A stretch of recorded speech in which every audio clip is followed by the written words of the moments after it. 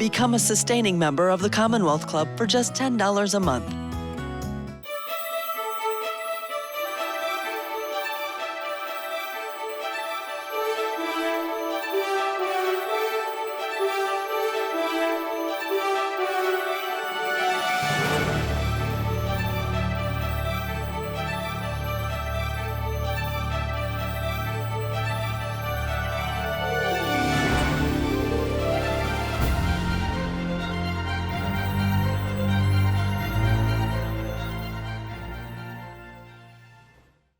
Welcome to the Commonwealth Club. I'm George Hammond, Chair of the Humanities Forum. We have put on almost 1,000 programs since the pandemic began. We've been using our live streaming equipment in order to bring it to people, and we're very happy that in the last couple of months we've got people back here. We have a nice live audience in San Francisco for this program. And we have two great authors, Arlie Hochschild and Adam Hochschild. Their last name is the same because they're married. So they both have independent careers, lots and lots of books that have won lots of awards. Arlie's last book is Strangers in Their Own Land, but she had Time Shift, the Time Bind, and Shift Culture. And Adam's latest book was American Midnight, and of course he's known for King Leopold's Ghost, Spain in Our Hearts, Rebel Cinderella, many others. And I get to announce, I think you know, but Adam's latest book, American Midnight, is a finalist for the California Book Awards, which the Commonwealth Club puts on every year. So that will be announced, the final winner in May, and there'll be a program in June for that. So it's fascinating. I mean, you've been married since 1965? 1965. And you know what it's like to, well, maybe you don't know what it's like to be a writer, but it's not that, writers aren't known for their genial personalities when they're writing anyway. And the fact that the two of you have stayed together for all that time while you're writing books, and so we're going to talk all about that. But the first thing that I want to know is, so there's a little story in there about how you met, and it's at a Quaker camp. That's Well, right. explain why you were at a Quaker camp. So. Yeah. Well, this was a Quaker camp in Spanish Harlem, and it was to spend a week to really learn what the issues are in Harlem. And I was a sophomore at Swarthmore College, Quaker school, and sort of that sort of accounts for it for me. Right, but what was Adam doing there? I was actually a senior in high school, so she snatched me out of the cradle very quickly. And that was where we first met each other. Yeah, 1960. 1960. So you knew each other for a few years, but Yeah. you sort of, by the time that you did your studies on the John Birch Society in Santa Ana, California. Now that, what a way to kind of get to know each other. I know. Yeah, I think that was actually the only piece of writing that we actually co-authored, where we went, this was 1968, I believe, and I was working for Ramparts magazine, which some of you of our age may still remember. And they sent me for a month, and Arlie came along to live in Santa Ana, which was then the heart of right-wing territory in California. Oddly enough, today the whole county has become Democratic, and some of our most interesting legislators are from there. So your influence developed over time. Completely. It took like 50 years to take effect, but it did. Adam worked as a Fuller Brush salesman. To get from home to home, see the sides of people's homes. And Arlie worked in an American Opinion bookstore, which was the bookstores run by the John Birch Society. And we joined things and went to meetings and went to right-wing churches and then wrote about it all afterwards. Yeah. Wow. Yeah. So you're known about this part of America for 60, 70 years or so, and it's, have you seen it blossom? Did you think that it went away for a while and then came back even stronger, or how do you see it from having been at ground zero so long ago? Yeah, it did seem to recede. You know, in the 60s and 70s, you had, you know, the microphone was on the progressive left side. And the whole Vietnam War and the opposition to it, that seemed to be the main thing. And so I think we had our eye off the ball at that point, weren't looking at it. But it certainly is now, we're in a Thermidorian reaction against all things we've worked for all our lives. So, yeah. And of course, that far right America never went away. No. I mean, don't forget Nixon's Southern strategy, Ronald Reagan, you know, the fact that California could elect Ronald Reagan governor is almost more astonishing than the fact that the United States could elect him president, given what California is today. But I think we've certainly seen over the course of our joint lifetime a widening split between red and blue America. It was always there, but it's certainly gotten louder, more visible, more dramatic in these last few years. And the people that I've been talking to in my more recent work in Appalachia, Eastern Kentucky, people are saying, well, there's Civil War coming. You know, I know the smell of a war about to happen. That's the mood, actually, among people I'm talking to. In something I read about the work you did in Santa Ana, the idea was that a lot of people felt that government regulation and so on was the communism coming, and that communism had to be eliminated. And at the same time, you were both interested in eliminating consumerism, or something like that. That part of it was going on. I don't know how that. Maybe it was an analysis in an essay or something that I read, but I thought that was an interesting. Did you see it that way at all? Gosh, I don't remember us talking about consumerism. Certainly, We lived in the tiniest apartment, Goodwill Furniture, so. yeah, and certainly the people around us there were obsessed with communism. I mean, this was the Yes. 1960s. Yeah. The obsession has kind of changed, although it is curious that the total collapse and evaporation of the communist movement in the world hasn't really diminished the power of anti-communism in this country. I mean, the United States is a strange place because the communist movement never took hold here in the slightest, nor the more moderate, you know, socialist movement that's been such an important thing in the politics in Western Europe. But anti-communism has been a huge and powerful force. And, you know, at times like under McCarthy in the 1950s, and in the period I wrote about in my last book, 1917 to 1921, you know, Red Scare politics dominated this country when there were no Reds to be scared of. It is a very strange, paradoxical thing. And actually, when the Communist Party finally essentially went out of business with the collapse of the Soviet Union, they had only about 5,000 members, 1,500 of whom were FBI informants. Yeah, yeah. That must have been so disappointing to the leaders of that movement to find that out. Yeah. I think they suspected for a long time.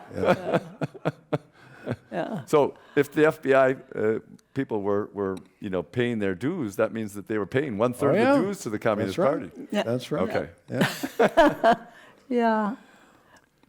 So as a sociologist, Arlie, you know, I mean, you looked at so many different issues over the years, and you've been teaching at I mean, I know you're retired now, but how long did you teach at Berkeley as a sociology About professor? 40. 40 years. So be a sociologist about the University of California, Berkeley. So how much change took place in those 40 years you were there? And I'm sure you've observed since you retired as well what's going on.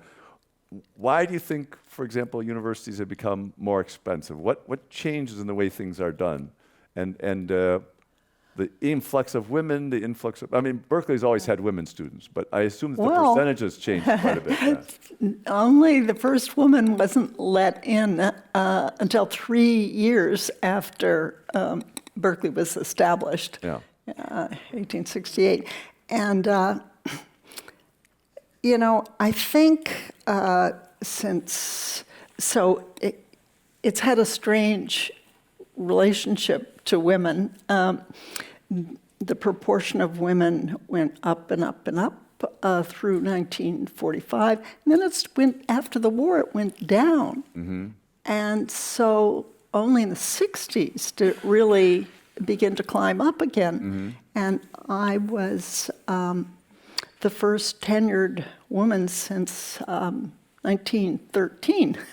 And Wow. when I was hired in my department, and when I was hired, 6% of full professors were women, and something like 20 were associates. And if we just look at gender there, it's really interesting because only something like 30% of undergrads, no, I'm wrong, 40% of undergrads were women in 1960, and now it's, I think, 54% more women undergrads than men. And and the faculty are more female.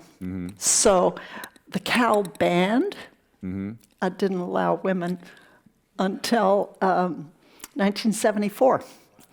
And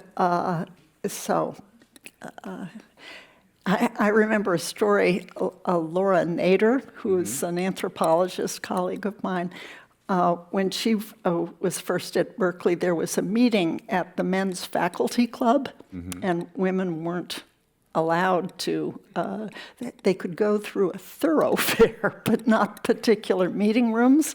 So she had to go to a meeting, and she climbed in a window of the men's faculty club to go to the meeting. Times have changed. That's good, yeah. You mentioned 1960, and that reminded me that in that Santa Ana period that I was talking about a little earlier, that I don't know if it was you that discovered it or Tess, but that at that time, between Democrats and Republicans, only 4 or 5% of Democrats and 4 or 5% of Republicans would be upset if their children married that one. Yeah. It's such an interesting, why don't you tell that story? Because it's just fascinating about what's happening in our society. Yeah. Yes, there's just a kind of a toxification of the other party. But you are referring to a study done that over time found that it, as you just now said, that you prefer a partner of your child to be similar in culture, but it wasn't true that you would feel really upset 20 years ago if, say, your kid married a Trump lover. But it's because the parties have become very different.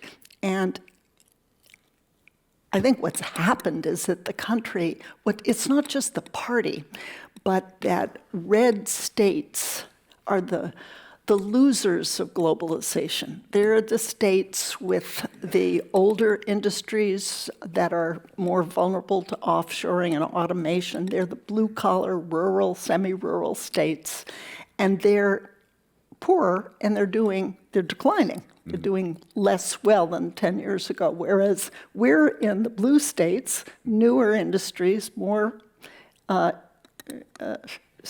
sheltered from automation and offshoring, and we're relatively wealthy. We're doing better. So there are these two. It's not just parties, but it's kind of a stance. Are we? And the Republicans are feeling more vulnerable. There's just more loss. And if they're blue collar, actually the two social classes look different. If you're blue collar, you've really been in decline. Your marriage shows that you're less likely to be married. Fathers are less likely to be in touch with their children and helping out on the football or baseball field. So I think there's a whole malaise there that people in our area are less in touch with.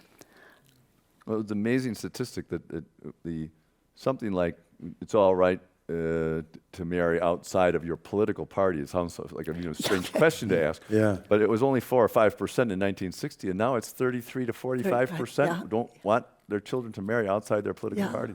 But it's and, not and just you said it the was even higher than race, right? Yeah, Yeah. Even that's higher right. than race. That's right. Very interesting. Yeah. Weird. It used to be that marrying outside your religion was a big deal. Yeah. But, and in fact, my book, Rebel Cinderella, is about a marriage that made the front page of the New York Times because it was between a Jew and a Gentile, and between somebody who was very rich and very poor.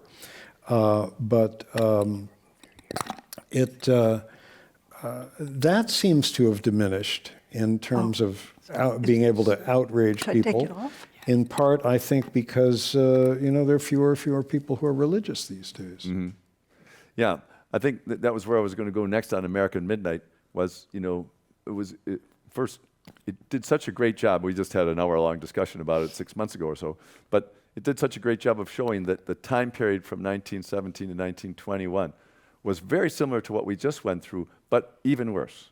Yeah. Yeah, and the very positive, optimistic part of a very pessimistic book was that a few people in good positions pushed against it, Yeah. and it collapsed Yeah. in a way. It collapsed. I mean, it collapsed as part of a surge of prosperity too. But still, you can collapse these things. You can't. Yeah. You don't have to just give up that it's going to be this way forever.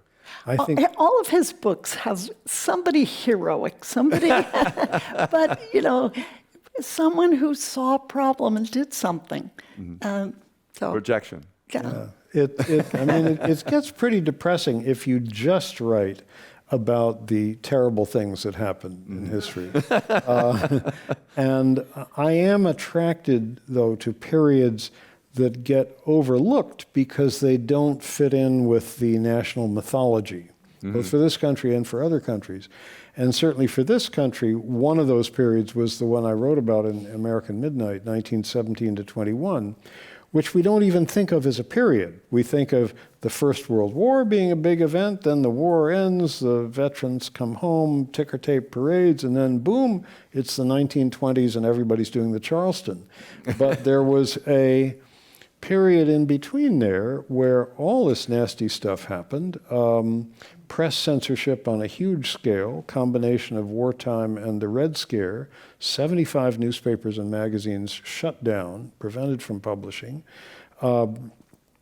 Vigilante violence that was actually, some of which was encouraged by the Justice Department. 1,000 Americans roughly went to prison for a year or more, and a much larger number for shorter periods of time, solely because of things they wrote or said. And it was a truly, the worst assault on civil liberties in this country since the end of slavery. But I do think, as you say, George, the encouraging thing was that some good people pushed back against it. And finally, people realized, no, the Reds weren't at the door after all. And all of the steam sort of went out. There was one moment where it turned around where the Attorney General, Mitchell Palmer, who was the leading candidate for the Democratic nomination for president in 1920, the 1920 primary election, predicted that there would be a nationwide communist uprising on May 1st, May Day, 1920. And they put the National Guard on alert, and cities put extra police officers on duty, and J.P. Morgan hired extra guards, and the Bureau of Investigation sent special deputies everywhere. Nothing happened. And the air sort of went out of the Red Scare. The Y2K of 1920. Yes, that's right. Yeah. There are these moments where we get frantic, expecting something terrible to happen. and then it doesn't. But that could have been, it was all forgotten. And what you're saying is, well, after what we've been through with Trump, 100 years from now, will people remember it? Yeah. I think you're rescuing history. Yeah, I do think it's important to look at these times when a country goes berserk, so that we can recognize the symptoms when they're coming at us again. That's right. Well, let's step outside the United States for a second with King Leopold's Ghost and your work on that, and just the whole issue of colonialism and how that obviously was something everyone took for granted and competed to do better at, that they lost all of its steam after World War II. So in that book about colonialism, what kind of issues did you find both that had kind of caused that thing, and then how did it get undercut, if you... Well, I think, one of the things we often forget is that all of human history is, unfortunately, a history of conquest, a history of peoples conquering other peoples, and that is how ideas spread, that's how languages spread, that's how technologies spread. But there's a lot of suffering in this process as well. The colonization of Africa is something that's always fascinated me and intrigued me, in part, I think, because I grew up in a family where my father was an executive of an American mining company that owned interests in mines in what was then the British colony of Northern Rhodesia, what today is Zambia. And he made the terrible mistake of, when I was a teenager, of taking me with him on a business trip to Africa. And I began to realize that my college education was being paid for by the labor of African miners working in very hot, damp, sometimes dangerous conditions far under the earth for not much pay. And I realized, that all of Africa at that point was still colonized. Happily, it is so no longer, but that's a huge part of human history. And of course, the Americas also were colonized in different ways, and much of Asia as well. And as I say, I'm always fascinated by the pieces of history that get forgotten. And a particularly egregious episode of that colonization was King Leopold II of Belgium in the 1880s. Was lusting for a colony of his own. Curiously, Belgium itself was not interested in acquiring a colony because it was a small country, no navy, no merchant marine, and people felt it would be an extravagance. But the king was very greedy, very ambitious, hired the explorer Henry Morton Stanley to essentially stake out the boundaries of this enormous territory in Africa, roughly the same boundaries that today are those of the Democratic Republic of Congo. And he got all the major nations of the world, starting with the United States, to recognize it as his personal possession. Made a huge fortune, well over $1 billion in today's American dollars, by starting a slave labor system to gather wild rubber, which was enormously lucrative because they just invented the inflatable bicycle tire, soon followed by the automobile and a need for rubber to coat telephone and telegraph wires. Millions of people died as a result of this system. And it wasn't that it wasn't noticed at the time, because it was. The first decade of the 20th century, it was the human rights scandal in the world. Mark Twain wrote about it, Arthur Conan Doyle wrote about it, people were giving speeches all over the place about it. Then it got forgotten. So I'm always interested in these things that get forgotten. And that was the subject of that book. Well, we're going to go to a big picture of the things that you found fascinating in the 1960s and how they've gone on in other issues too. But let's go back to your writing life. You've each written 7, 8, or more books, right? And over a long period of time. And do you work together? Do you read each other's books, or do you say no way until I get to my final draft? Tell us how you work together, or don't. We very much work Yeah. together. I would say we do our first drafts on our own, but we have dinner together. So we know each other's characters, and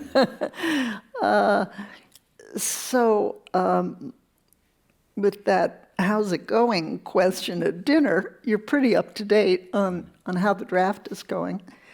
And then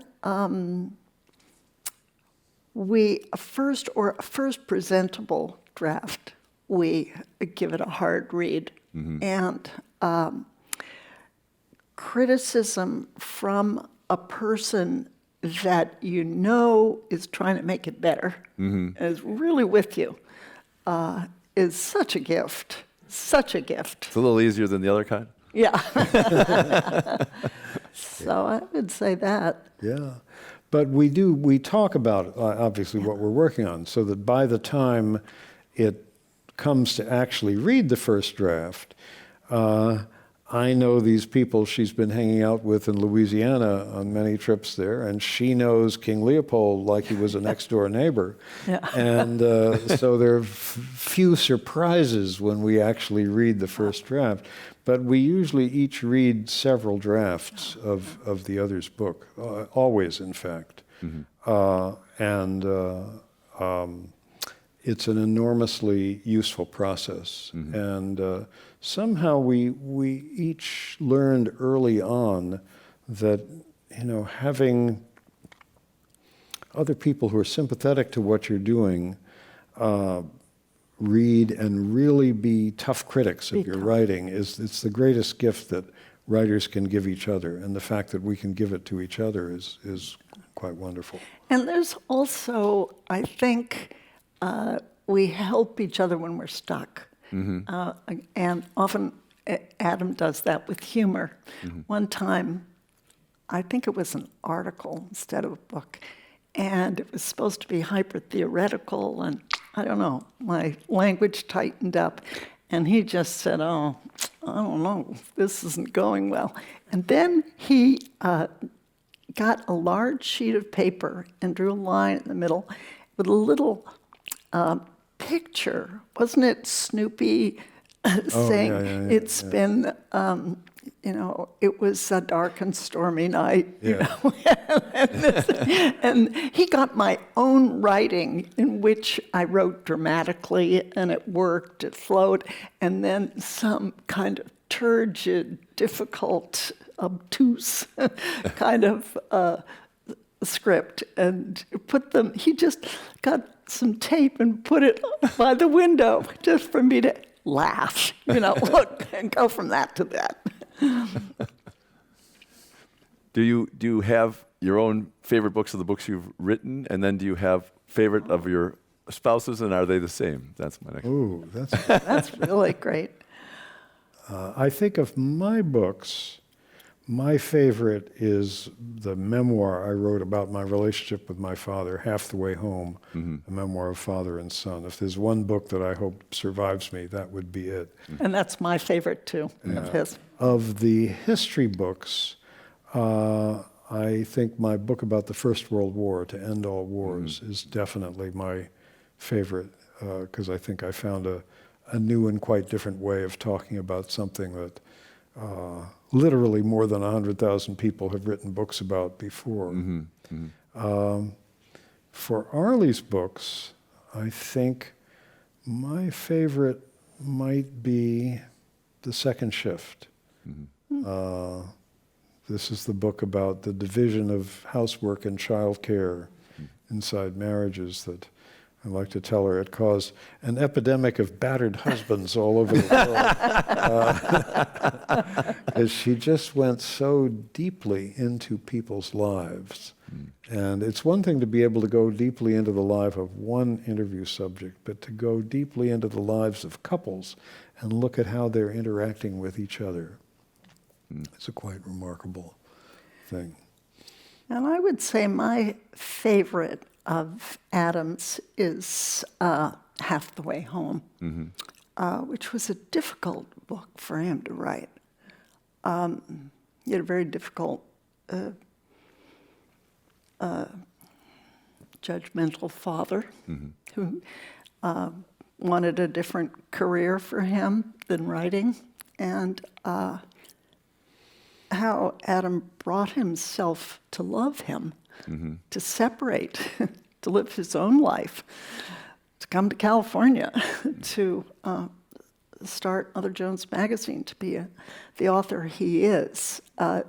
There's kind of a hidden struggle in that, which I saw up close and personal, and it felt like such a triumph to be his own person, but put his father in context, understand what was hugely admirable about him too. So to reach a generosity of spirit was a journey. So I loved that.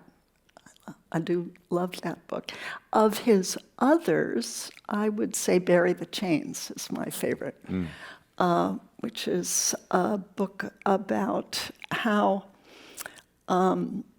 it could be possible to end the British slave trade and the movement, the kooky movement of people, of Quakers and Thomas Clarkson, this Presbyterian minister, how they cooperated. It had so many, I guess I like the heroes. You know, you can have a grim story, but when you have some people together that actually change things.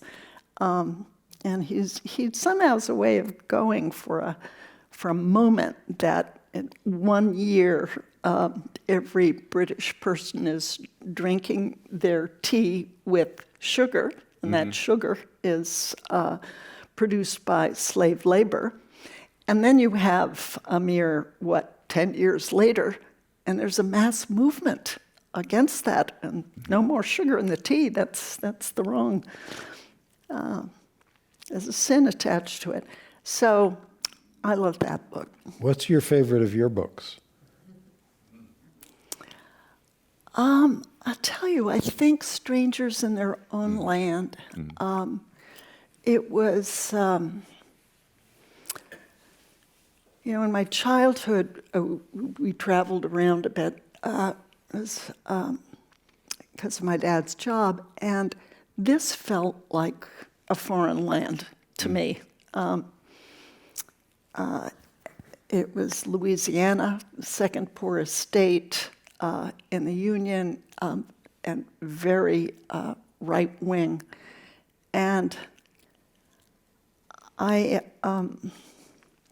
so I just kind of settled in there and dealt with this paradox of how it could be that this poorest state, most polluted, with a life expectancy 10 years less than the rest of the country because of this contamination. It's a petrochemical center of development and otherwise very poor. And it took 40% of its state government was from federal funds. They took far more money from the federal government than they gave to it in tax dollars, and hated the federal government. So, for which my father worked all his life. So, it just kind of stepping into that paradox, and I loved somehow there was enough Southern hospitality to a white person, anyway, that you can say, I come from Mars. I'm really, I'd come right up front. Look, I'm not one of you, Berkeley, California is Mars. That's right. Yeah. I do come from Mars, my breathing machine. And they'd say, yeah, well, you don't know what we're like. You don't know us. And I would say, yes, that's true. And I'm worried about the split in our country. And they'd say, yeah, well, we're worried about that too. I said, yeah, good. Well, that's why I'm here, for you to teach me about your life and how you see things. And that was a thrill. There was one woman, a gospel singer in a Pentecostal megachurch, who at a meeting of the Republican Women of Southwest Louisiana, I was having some gumbo at this meeting, and she said, "I love Rush Limbaugh." And I thought, holy shit. I didn't say it. I thought, oh, love to, could we sit down to sweet teas and you tell me about that? And so in the next few days, we did that, and I'd ask her, why did you love Rush Limbaugh? What was the appeal? Oh, he's my dear heart. But he hates feminazis. So I thought, I hope she hasn't Googled me. And then she went on to environmentalists, and they were enviro-wackos and so on. And she would just watch my face, I guess, So I'd sort of, tell me about that. What is an enviro-wacko? And then she stopped me, and she said, I know you don't agree with anything I'm saying. I said, is it hard for you? I thought, she's watching me. And I told her, no, it's not hard. I've taken my alarm system off, and I'm here to learn from you, and I'm grateful to you for sharing your experience. And she said, oh, I know about that. There are times I take my alarm system off too. Like if I'm with my children and they're upset, I put my own worries aside. And then she later said, you're my first Democratic friend.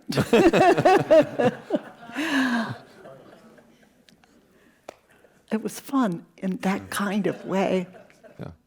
And it was a bold book to do, which at first she had trouble convincing anybody to publish it. Every major New York publishing house turned down the book proposal for Strangers in Their Own Land. And finally it was published by a small nonprofit press in New York. And a lot of those publishers who turned it down were there at the banquet for the National Book Award finalists. See her recognized. Now, Arlie, did you learn this diplomatic ability from your father? Your father was an ambassador, and I think his first assignment as ambassador was in '57, something like that. So how you were a late teenager or something? Did you go with him? I was 12, yeah. 12. Oh. You've really done your homework, George. Yeah, really. Hate to think what you found out about him. Yeah. I'm skipping that stuff out. I think the experience of living, we lived in Israel when I was 12, and finding myself the only one on the playground that doesn't speak Hebrew, and being a foot taller than everyone and with funny Oxford shoes, and just being the stranger and having to make friends. It was a Scottish mission school, so very strict. It was an adjustment, let me say that. And you were a Quaker in the middle of that? Oh, I was born Unitarian, okay. not Quaker, but pretty close. Close enough. No, yeah. Unitarians is y'all come kind of. And that was both the hardest thing in my young life, but also the best thing, because then I thought, wow, there's a big world out of there, and I'm not central in it, and it's interesting, and there's goodness, if I could come to understand it. So I think that's affected me, yeah. as what I'm doing. When I was a kid, I thought, well, I'm my dad's assistant, you know, so I'll go out and meet all these people. He didn't think that. But I think that's how I got going, and being interested in other worlds. Yeah. Before I forget to mention it, Adam, you mentioned your book, To End All Wars, and Humanities West had a program where you spoke at. That's been more than a decade or so before, and we had a program on World War I. That lecture that you gave, extremely moving with the visuals, and it was just an extremely moving. I think Humanities West has done all these programs all down the years, and that's often cited as one of the most moving experiences people have had. And that's still available on the humanities.org website. You can see the video of that if you're interested, because it's still moving even just as a video. In person, of course, that's always more, but even as a video, it's moving. So you're working together. We've got that. Now, you, in addition to books, you had children, right? Yes. Yes. Very together. And on that score, did your work on sharing housework and everything come from personal experience, or was that sociological work? No. It was very personal. And Adam's been wonderful, absolutely wonderful from the get-go. And Although you shouldn't have to be called wonderful for doing half the work. You know? But that is the world we live in, unfortunately. yeah, Even 30% would be get wonderful. Yeah. it's become a very big issue in America as 70 now, 2% of prime age women are in the labor force, most of them full time. And if you ask kids 6 and under, 60% of them, every adult in the works, in the household works. So it's a big issue. And we're at a very privileged kind of moment of that issue, both with professional jobs and, but it has its personal side. And I came to, one idea that came out of that book was the economy of gratitude. How does gratitude work, you know? And if you happen to luck out and find an extraordinary person, there's a very rich economy of gratitude. I remember seeing Adam when Gabriel was just a baby, and it was my night to sleep. And you were on, and I just saw this bleary-eyed husband, you know, barely keeping his eyes up and petting Gabriel. And I just felt he's in there with me. This is not a solitary, this is so mutual. And I felt grateful. Yeah. You probably heard the same thing we did with when our children were young. I asked somebody, when does the sleep deprivation end? Yeah. You know, and to someone with more experience, and one of the person said, when they go to college. Oh, That wasn't true. Yeah. I didn't find that true. It really No. came to an end at 3 or 4 or 5 or something like that. But there's a little truth to the other one too. Yeah. So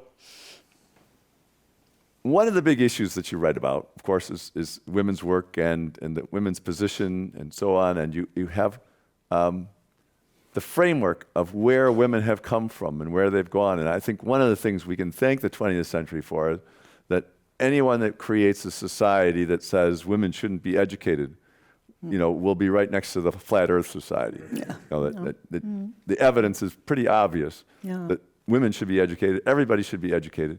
And when we do that, it's kind of interesting because it hasn't been that long that we didn't educate anybody. Yeah. You know, it has the number of years before the women got educated is only 150 or so on, or 100, 250, to have spread into the general population.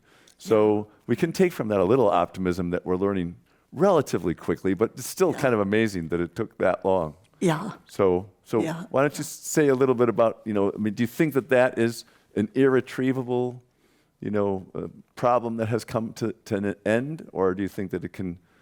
I mean, obviously it'll go up and down in popularity, but it doesn't seem possible that a society would say we're not going to educate our women anymore. And I don't mean the ones who all do it now, because ironically, it's an economic value. Yes, it's it a is. big economic value.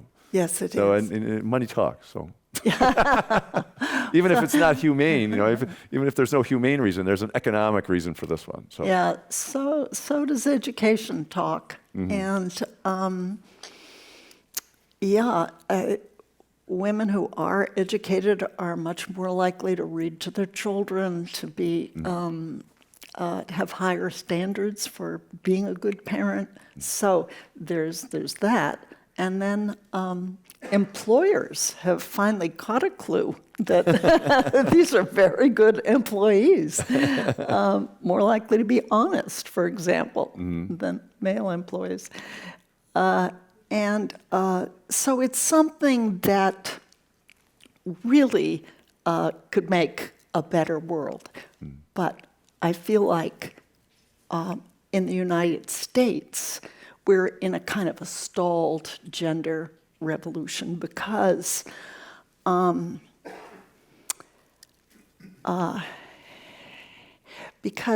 there were really two voices to the feminist movement, and one said, look, equal, yes, but what are we getting equal to? We need to change the society. It needs to be a more family-friendly place, and it needs to change in other ways too. And the second voice was, no, let's join the boys' game. Let's leave it the way it is. We just want to lean in. And I think, unfortunately, the second voice, it was the one that won.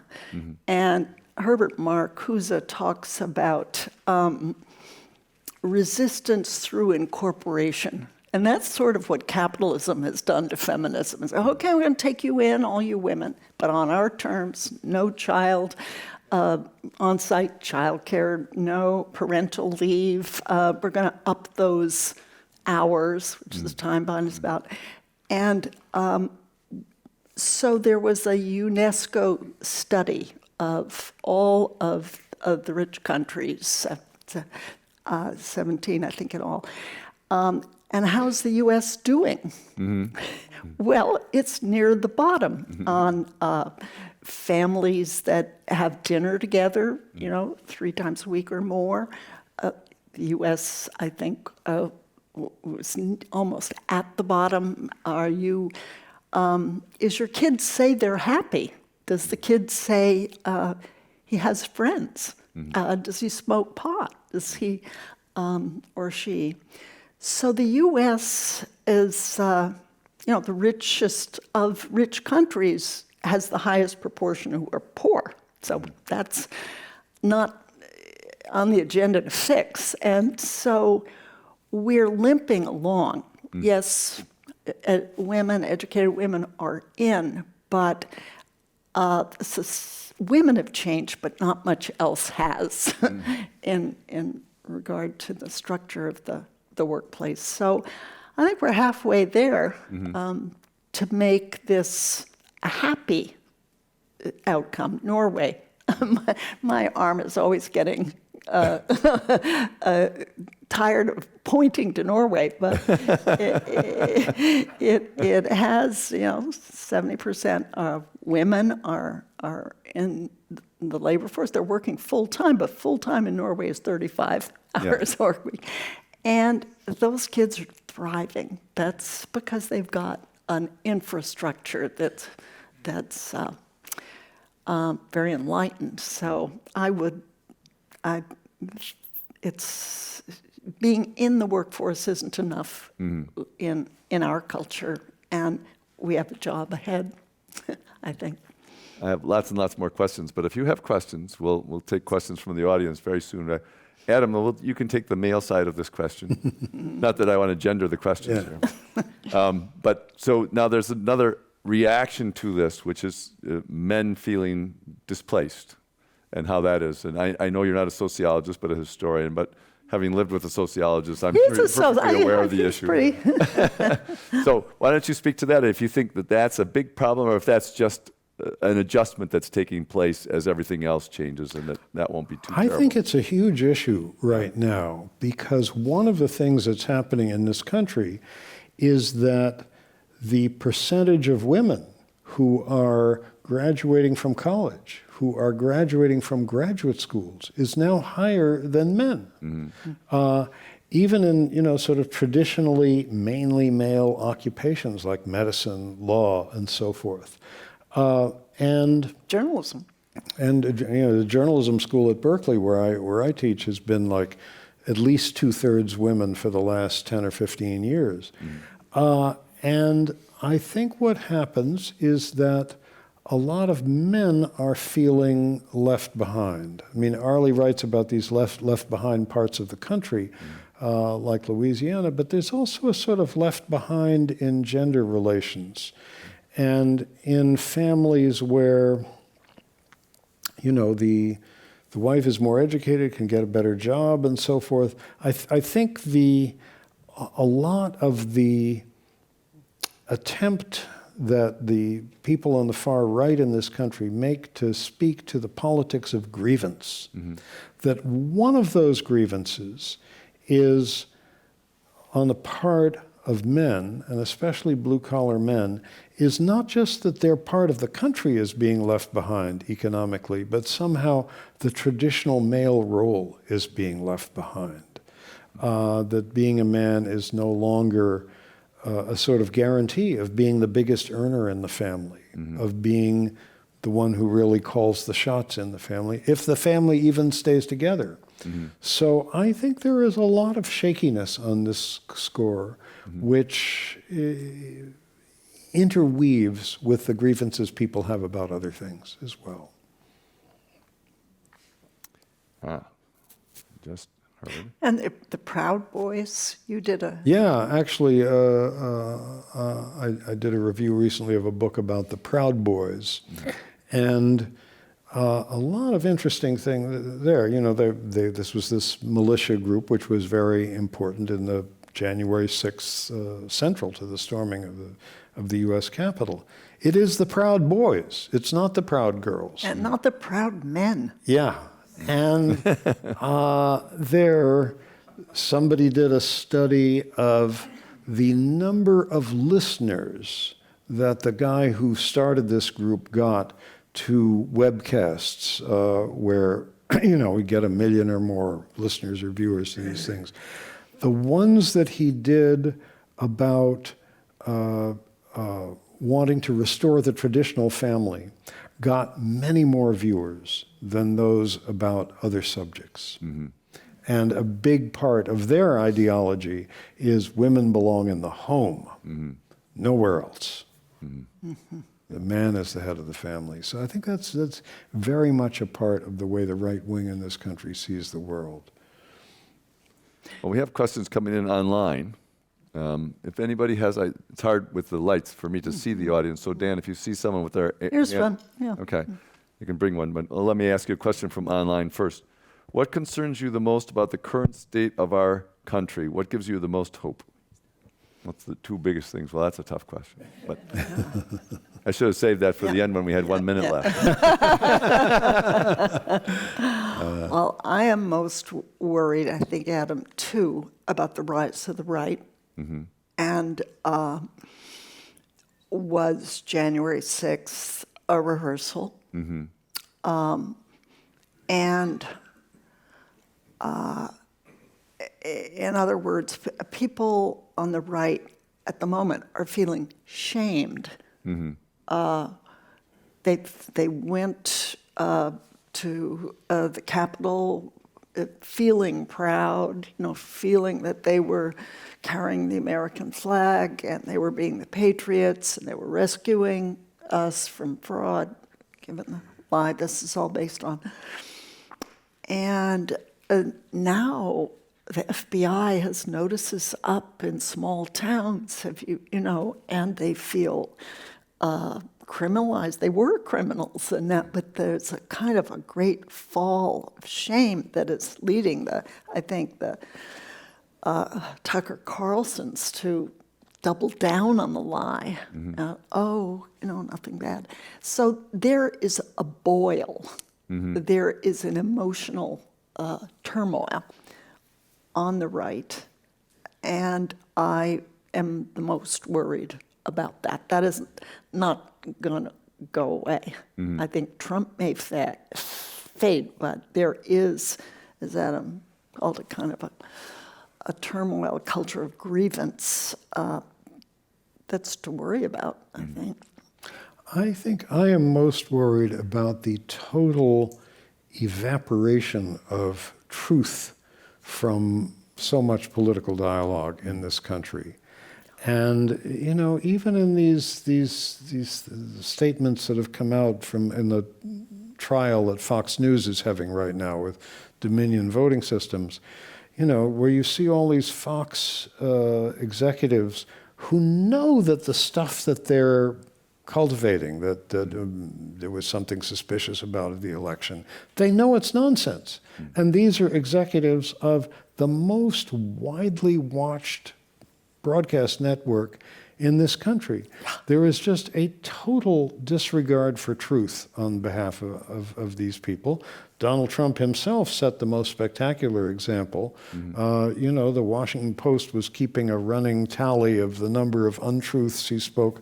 I think it was up above 5,000 by the end of his presidency.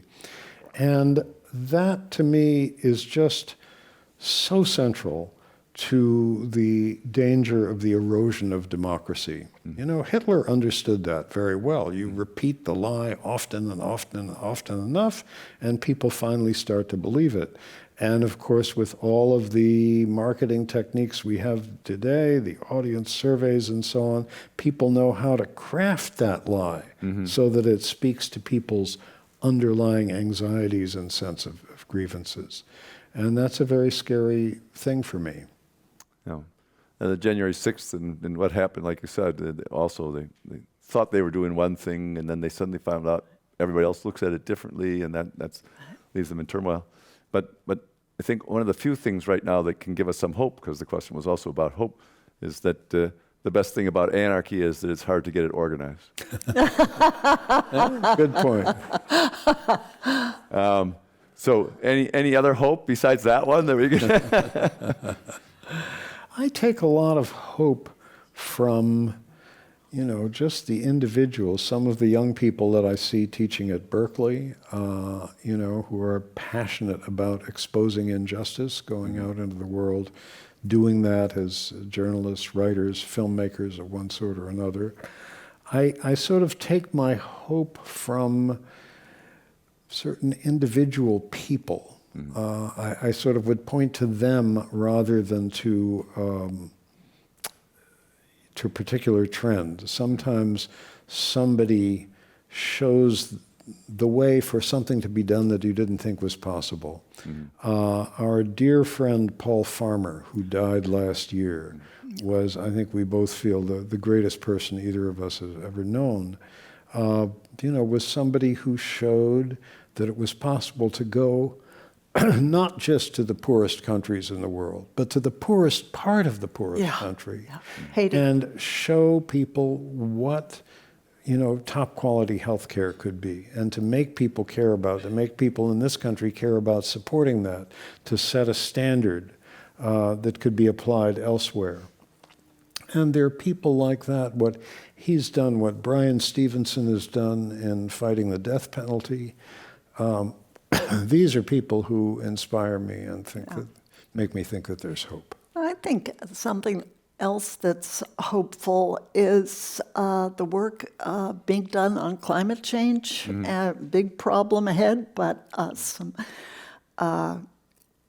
California, we have to put in a good word for our oldest son, who's head of the California State Energy Commission. And so, but look at what's the happened. fact that the electricity that's powering these lights is coming from more than 60% renewable sources. He's taken my line. And there's no other, Isn't that you know, right? major economy in the world, I don't think, that can say that. Yeah.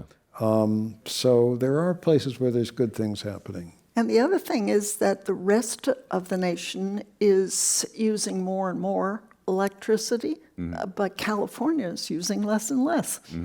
So we're very proud, and that's a hopeful thing. You know, we've accomplished a lot as a state. It wasn't just the summer of love that California gave to the world, right? No. Right.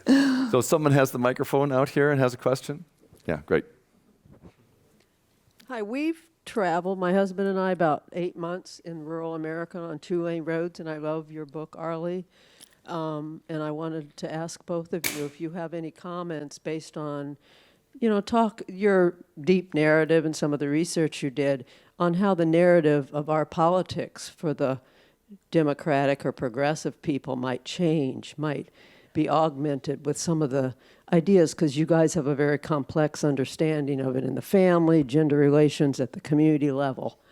So Yeah. you must have ideas of how we can improve our messaging or our narrative. Oh, that's a wonderful question. You know, the last time I was down in Louisiana, I was with a PBS team, Paul Solomon, for the NewsHour, was re-interviewing some of the people that I interviewed for Strangers. And along with us was a young man just out of Yale, interested in starting an exchange program.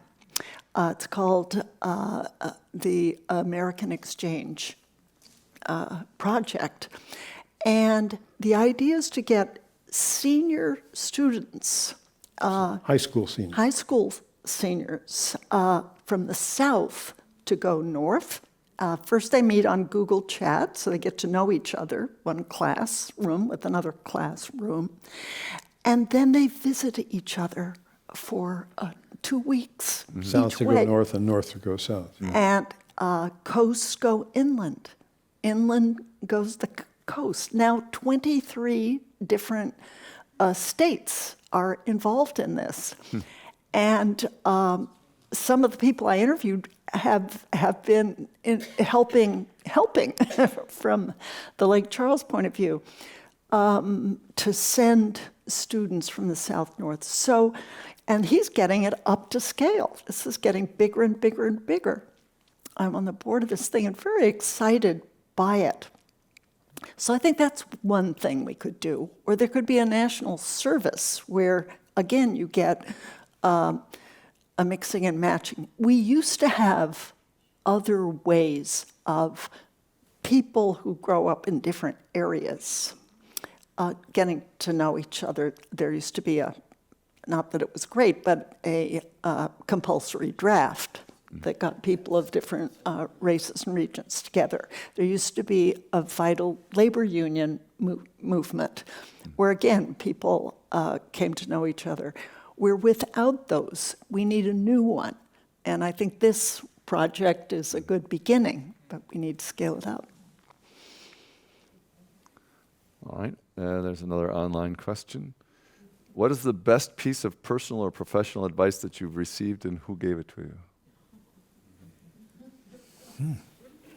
Besides each other. Yeah. Well, So I was going you to don't have to. say, Yeah, I mean, just take that one away. I don't know. I'm stumped. I can't think of sort of a single. I think we've helped each other quite a lot. Yeah. Yeah. But the kinds of advice we could say something about. One is let it go. If you're worried about someone or think someone's mad at you, or let it go. This may speak more to my own egotism. I can think of advice I've given other people. But So, lots of that. you're the narcissist, and you like Disney, apparently. Let it go. It says. I didn't think we would end with Disney advice. You picked up that when you were in Let Santa it Ana. go, but also reach out. Yeah, yeah. And it's a big wide world out there.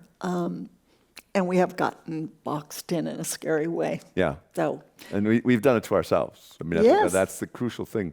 Some things are so simple. There's just simple principles. They're not really that difficult of what makes things work in an institution better. And we tend to forget them because of whatever we're eagerly working on. I have one little other, this is kind of an edgy point to that. Perfect. But I think on the left, there's a lot of resistance to making empathy bridges across that difference. More, actually, than on the right. When I gave a talk at Louisiana State University honors program, I thought, I've said some really honest things about this state and this perspective. No, they loved it. I hadn't told them anything new.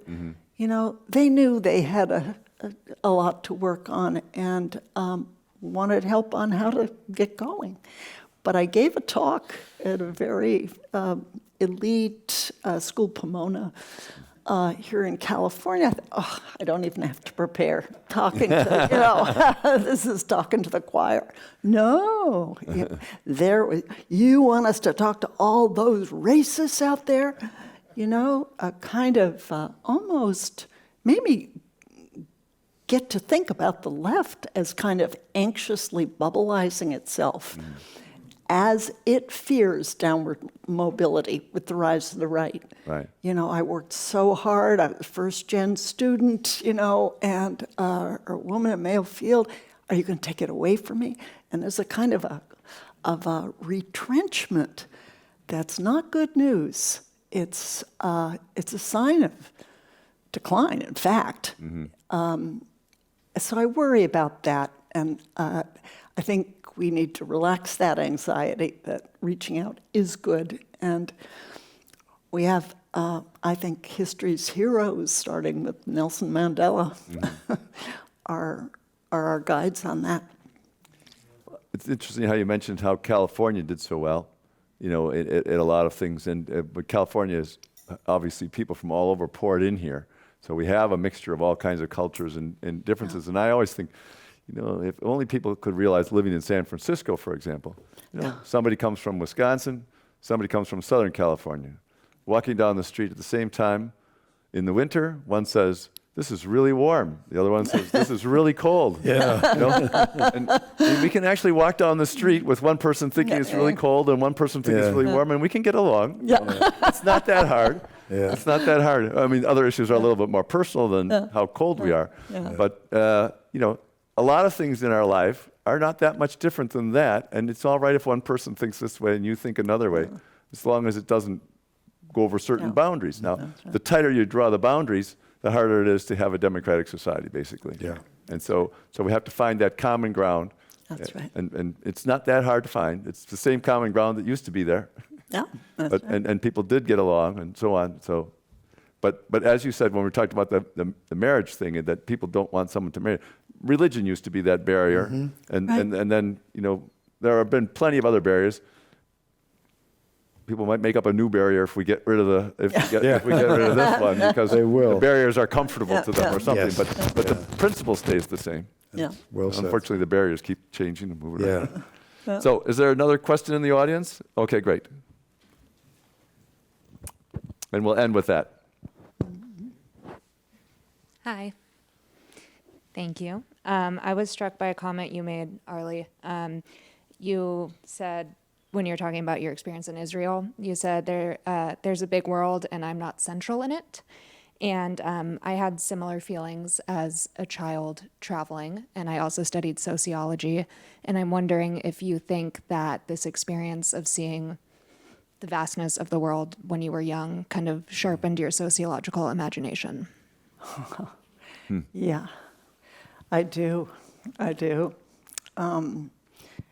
think, and we all have different, I think, experiences of being the other to other people and being kind of lost without, you don't have friends. But that's can be a very growing experience for us all if we're held. In other words, I was with my family, and I think my mother especially, kind of, she held me while I was challenged. And that's, I think, the paradigm for us all as we face all the issues that we care about. But I'm glad, I didn't hear exactly all you said, but you said you're a sociology major, and did you say you're a new mother? Oh, no, I studied sociology in college at University of San Francisco. Good. Totally new to your work, so. Oh, okay. Wonderful. Thank you. Thank you. Good luck. Well, that's a great way to end another event of the Commonwealth Club in its 121st year of enlightened discussion. Thank you very much, Adam and Arlie, for joining us and explaining what you've done. Thank you, George. Wonderful.